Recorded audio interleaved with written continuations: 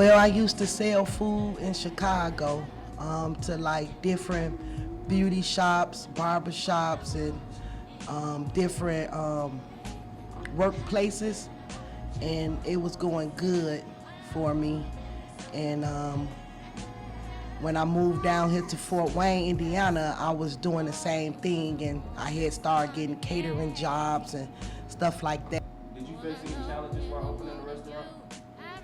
Of course, this was the first time me ever opening up my own businesses, so it was a lot that I didn't know when I tried to open up the restaurant, and with the location, the picking the correct building, and all the procedures that I had to go through with the Board of Health and building department, and with where I'm going to get my food from, and so it was kind of challenging, but we got through it.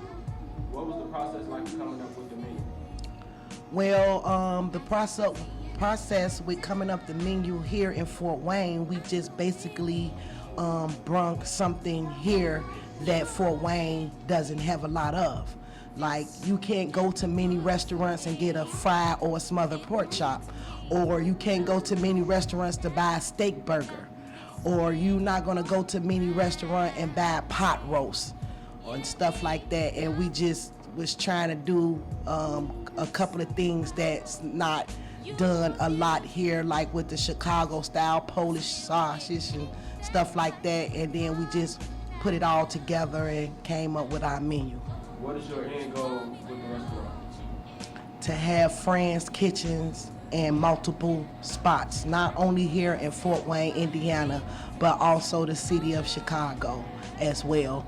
So I want to get a bigger franchise where people can really come in and sit down and get good soul food and listen to good soul music with their family.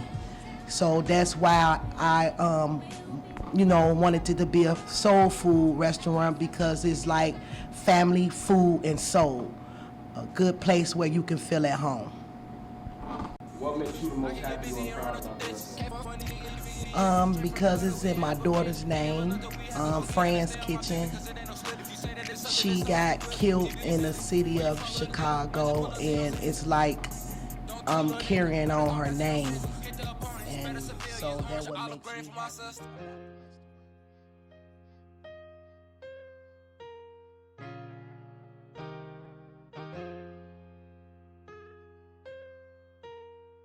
We find ourselves at the Career Academy building, and we will be your historians for today. I'm Leo. And I'm Kim, and we'll be explaining 5 interesting facts of the history behind the main Career Academy building. In 1864, this building was opened, being called Fort Wayne High School.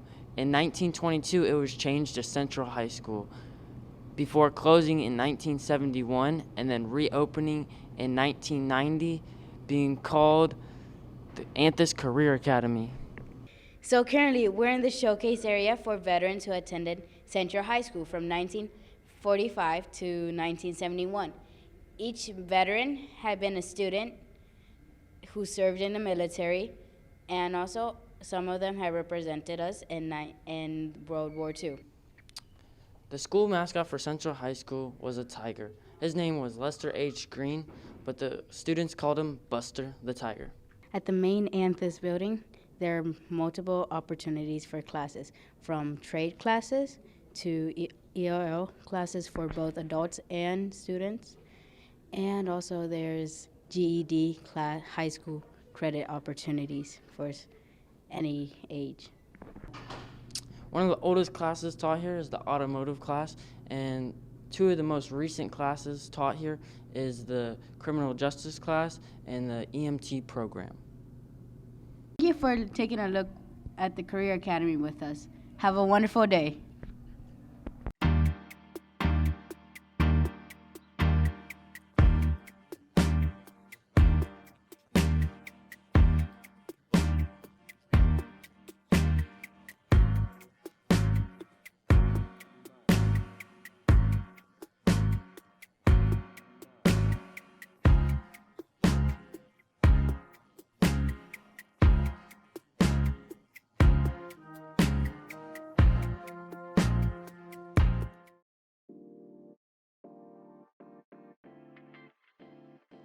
I'm Ann Applegate, and I'm one of the culinary instructors here at the Career Academy. In the main line, we offer soups and sandwiches and salads. We also have a deli that offers more of smaller items like vegetables and hummus or vegetables and dip, pasta salad, chicken salad, and baked goods as well. Well, the logo, we were extremely fortunate to be able to have one of Mrs. Gilly's interns design the logo for us. She designed a few different mock-ups, and the students voted as to which one that they liked best. I'd say the most difficult meal for us for fair is our hot foods feature, because you had to create your own recipe and basically research it and then also sell it and finance it.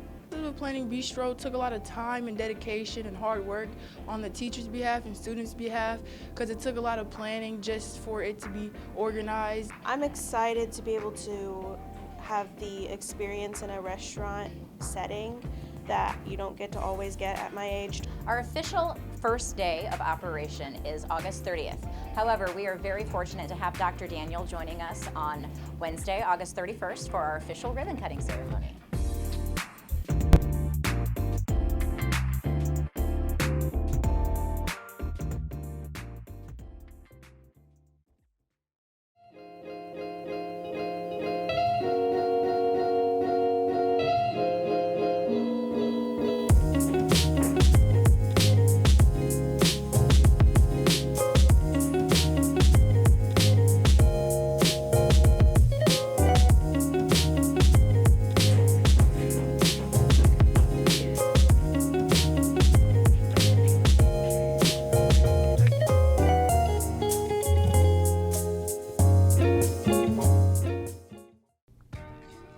Hi, my name is Evan. We're here at the Career Center, and we're going to be going around asking people what their top 3 artists are.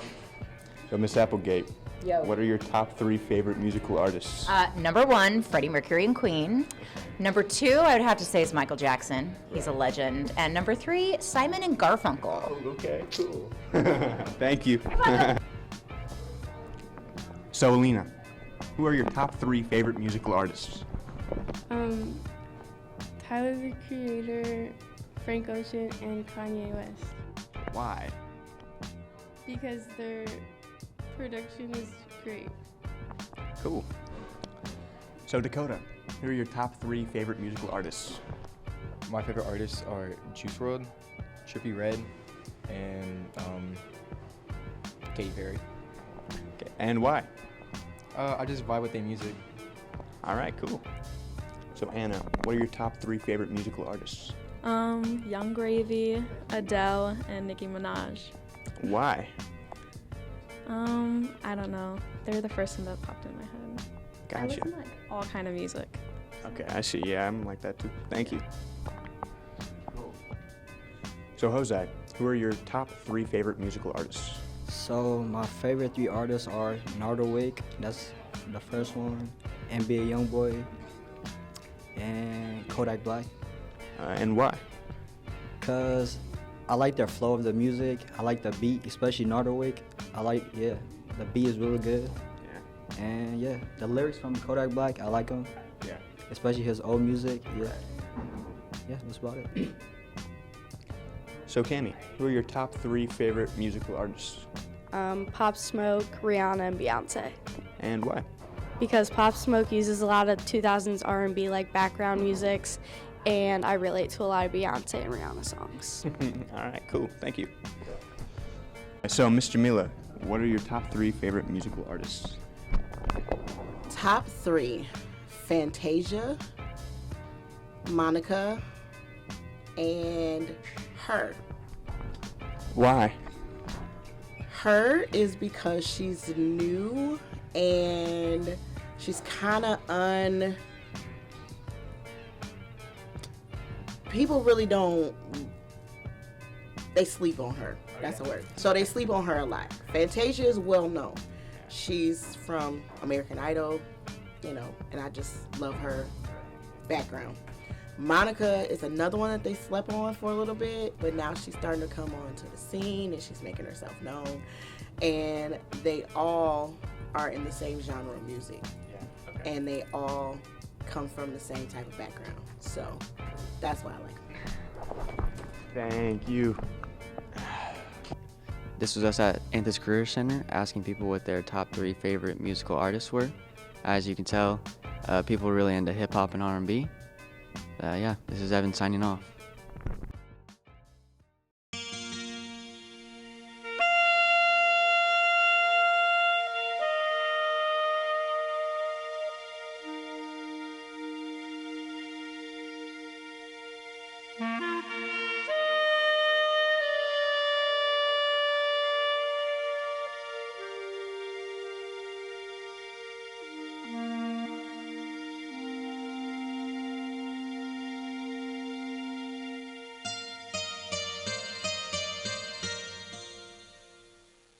This is Faith, and let's take a survey.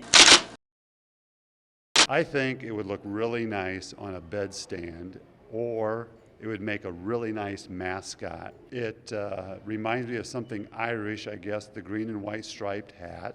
It would be very nice to wake up every morning with this next to me. Very cute. Yeah, adorable. It looks pretty cool, honestly. Don't know what it is, but it just looks nice. But I guess my opinions on it is it's not for me, but whoever has it probably comforts it a lot if it's yours, and you can have it back. I like the colors in the animal, but the crow itself is kind of scary. Crows are bad luck, but everything else about it is cool. The hat's fine. I like the hat about it. Oh my gosh, it looks a little strange, but it might be soft to kind of cuddle with. I don't know, what is it? It's a crow. A grow? A crow. Crow. It's a crow? Yeah. Okay, I didn't see that. All right. Where did you get it? I bought it online. Okay. What do you do with this? It's a collectible. Aw, that's neat. Yeah. Don't really feel much. Why is it wearing a green hat? That is a great question. Thank you. I don't know why my crow is wearing a hat, but I found that many people do like my crow. And this is Faith reporting for Anthos, the Career Academy.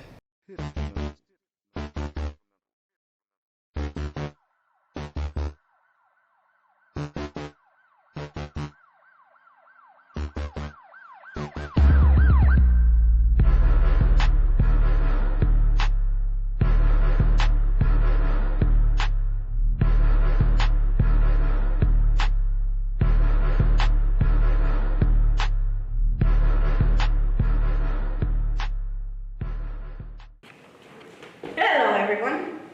Today we're at the Career Academy in this building. And we're going to be asking random people a question that might change their point of view from themselves and other people as well. Okay, I think I'd rather have no hands. Simply because I think I can use the nubs on my wrists to kind of pick things up, but it'd be difficult to walk on my ankles without feet. You know what I'm saying? Yeah. All right. I'd rather have no hands and have a feet so I can go somewhere out and be mobile. I'd rather have no feet because with hands I could be in a wheelchair, I could roll a wheelchair. With my hands, I gotta eat. I can do stuff with my hands more than I can do stuff with my feet. I would rather have no legs, I think, so I don't lose the, so I don't lose the use of my hands. I like using my hands for things. No legs, because you need your hands for a lot of things, like eating food. And if I had no legs, I could, worst case scenario, just pull myself out of my hands. But if I didn't have hands, then I wouldn't be able to do, everything. Yeah. So, I'd rather have no legs. Seems like the world would be terribly hard to get through without hands. I like that I can do this with my thumb, and I can pick up things, and I can run cameras and such. So both sound like a difficult way to go through life, but I'd rather keep my arms and hands. So thank you for joining us today with our question of the day. Would you rather have no hands or no legs? This is Kim reporting and signing out.